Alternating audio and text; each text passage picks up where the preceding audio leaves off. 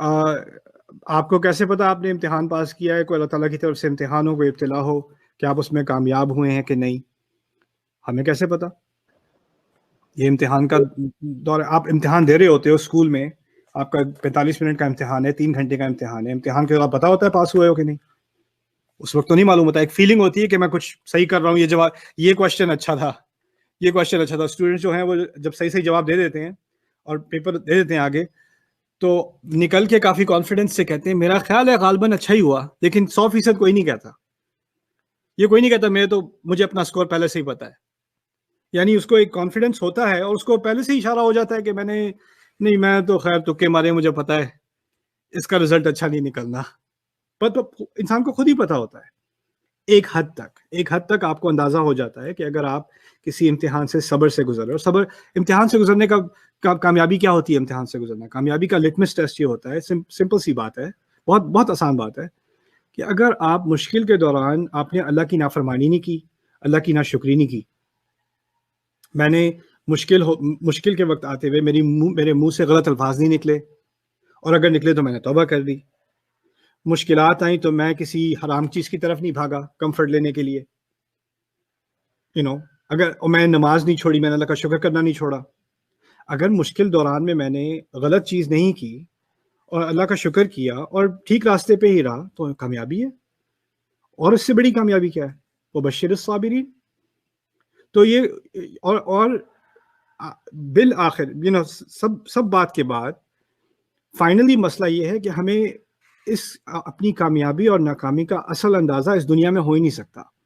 We can just do our best and hope with Allah. That's it.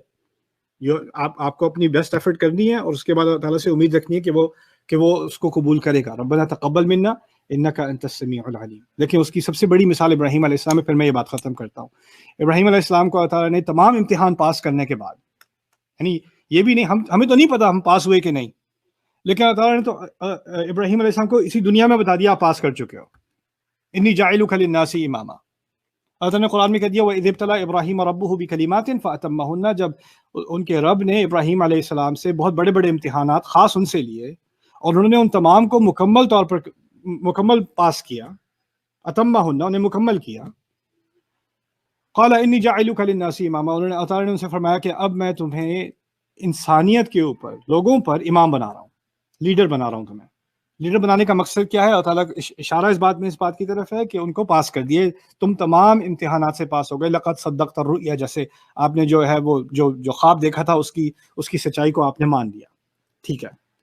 اب جب انہوں نے مان لیا، پھر ان کو اعزاز دیا گیا کعبہ بنانے کا. اب وہ کعبہ بنا چکے اسماعیل علیہ السلام کے ساتھ، وہ کعبہ بنا رہے ہیں، تو اب تو انہیں پوری طرح 100% کانفیڈنس ہونا چاہیے کہ میرا امتحان پاس ہو گیا. دعا کیا نکلتی ہے ان کی کعبہ بناتے وقت؟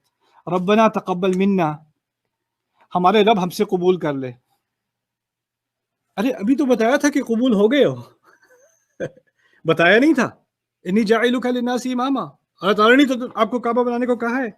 لیکن ان کو اپنی حیثیت معلوم ہے عبد کے اعتبار سے، اللہ تعالیٰ کے بندے کے اعتبار سے، کہ اگر اللہ تعالیٰ نے بتا بھی دیا ہے تو مجھے نہیں معلوم کہ یہ کعبہ میں نے اور کعبہ بنانے سے اچھی عبادت کون سی ہوگی یار.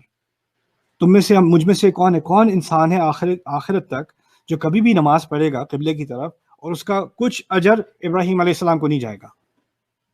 یعنی پوری سیرت کا ثواب، رسول صلی اللہ علیہ وسلم کی سیرت کا ثواب بھی ابراہیم علیہ السلام کو جا رہا ہے، صدقہ جاریہ، ان کا بنایا ہوا کعبہ. یعنی اس سے بڑا نیک کام میری امیجنیشن میں نہیں آتا کہ اس سے بڑا نیک کام کیا ہو سکتا ہے کہ اللہ تعالیٰ نے ان کو یہ اعزاز دیا کہ وہ کعبے کی اینٹ پہ اینٹ بنائیں.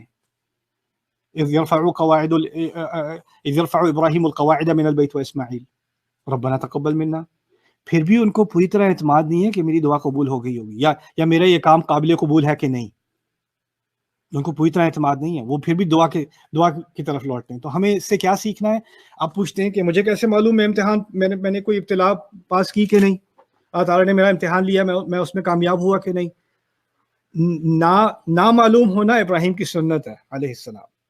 اور امتحان کے دوران اور امتحان کرتے وقت اور امتحان کے بعد بھی اللہ تعالیٰ سے بھیک مانگنا کہ اللہ مجھ سے قبول کر لے، کہ جو اچھائی کی اس امتحان کے دوران وہ قبول کر لے، جو خطا کی، جو خامیاں تھیں ان کو معاف کر دے.